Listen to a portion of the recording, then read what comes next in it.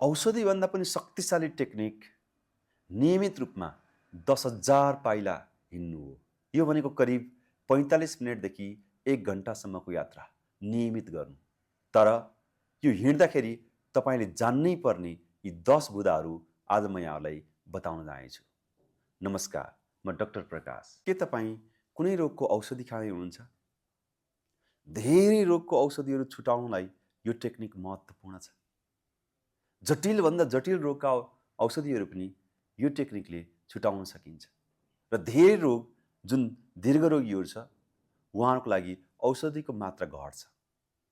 उहाँले छोड्नै नसके पनि एकदमै पहिलाभन्दा स्वस्थ भएर बाँच्न सक्नुहुन्छ। त्यसको लागि एउटा अचूक औषधि छ। त्यो औषधि हो हिँड्ने। हरेक दिन 10,000 पाइला हिँड्दाखेरि तपाईँका धेरै रोगहरू निर्मूल हुन सक्छ र धेरै रोगका औषधिका डोजहरू घट्छन्। त्यसैले हिँड्दाका के फाइदा छन् त? र विशेष गरेर हिँड्दाखेरि के कुरामा ध्यान दिनुपर्छ? हिँड्दाखेरि ध्यान दिनुपर्ने 10 महत्त्वपूर्ण कुरा र हिँडाइका फाइदाको विषयमा म यहाँलाई प्रकाश पार्दैछु।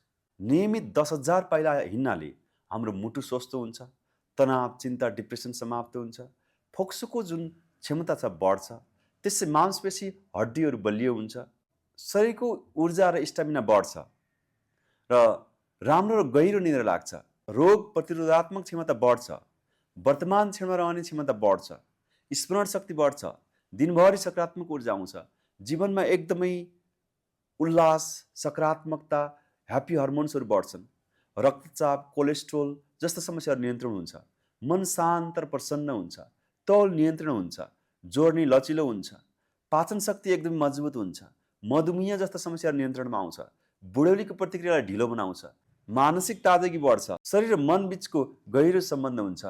नियमित हिँड्नाले दीर्घायु र राम्रो स्वास्थ्य प्राप्ति हुन्छ। तर कसरी हिँड्ने त? हिँड्दाखेरि के कुरामा ध्यान दिनुपर्छ? यो अझै महत्त्वपूर्ण छ। 10 यस्ता पोइन्ट जुन हिँड्दाखेरि ध्यान दिनै पर्ने हुन्छ। पहिलो हो, हिँड्दाखेरि कहिले पनि मुखबाट सास फेर्न हुँदैन। जहिले पनि नाकबाटै सास फेर्नुपर्छ र सकेसम्म सासलाई गहिरो र लामो पार्नुपर्छ। दोस्रो हो, हामी हिँड्दाखेरि खुब उकालो चढ्ने, सिँढी चढ्ने गर्छौँ। यसले तपाईँको केही समयमै ढाड दुख्ने र घुँडामा समस्या आउने समस्या बल्झेर आउँछ। त्यसैले सकेसम्म धेरै चढाइमा, सिँढीमा भन्दा सम्मो ठाउँमा हिँड्ने बानीको विकास गर्नुहोस्। त्यस्तै गरी हाम्रो पोस्चरलाई ठिक राख्नुपर्छ। यदि धेरै झुकेर कम्मरलाई कुपुर पारेर हिँड्दै हुनुहुन्छ भने हिँडाइको उचित लाभ मिल्दैन। कम्मर गर्दनलाई सिधा गरेर हिँड्नुहोस्। चौथो हो, आरामदायी जुत्ता लगाउनुपर्छ।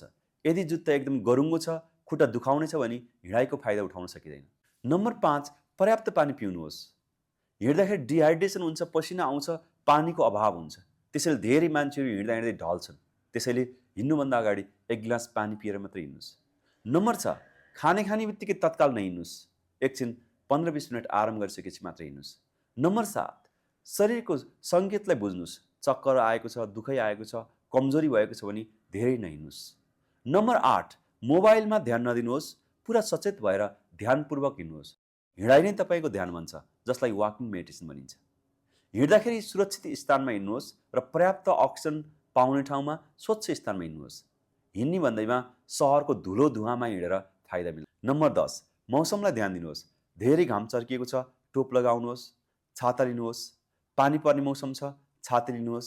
त्यसैले यो 10 पोइन्ट यहाँहरूले ध्यानमा राखेर 10,000 पाइला करिब 45 मिनटदेखि 1 घन्टा नियमित हिँड्नुभयो भने यहाँहरूको स्वास्थ्यमा आमूल परिवर्तन आउनेछ।